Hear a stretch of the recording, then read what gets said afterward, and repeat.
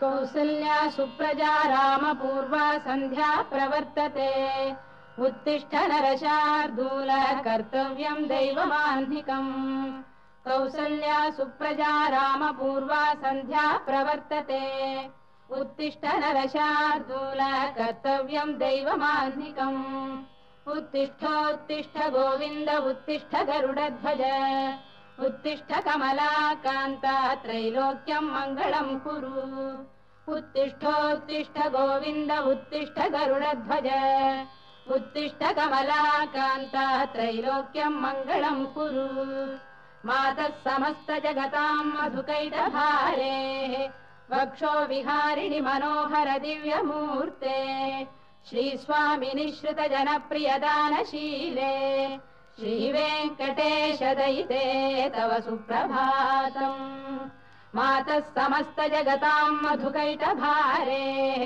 वक्षो विहारिणि मनोहर दिव्यमूर्ते श्रीस्वामिनि श्रुत जनप्रियदानशीले श्रीवेङ्कटेश दयिते तव सुप्रभातम् तव सुप्रभातमरविन्दलोचने भवतु प्रसन्नमुखचन्द्रमण्डले विधिशङ्करेन्द्रवनिताभिरर्चिते वृषशैलनाथ दयिते दयानिधे अत्र्यादिसप्तऋषयः समुपास्य सन्ध्याम् आकाशसिन्धुकमलानि मनोहराणि आदाय पादयुगमर्चयितुम् प्रपन्नाः शेषाद्रिशेखर विभो तव सुप्रभातम् पञ्चाननाब्ज भव षण्मुखवासवाद्याः त्रैविक्रमादिचरितम् विबुधास्तु वन्दी भाषापतिः पठति वासरशुद्धिमारात् शेषाद्रिशेखर विभो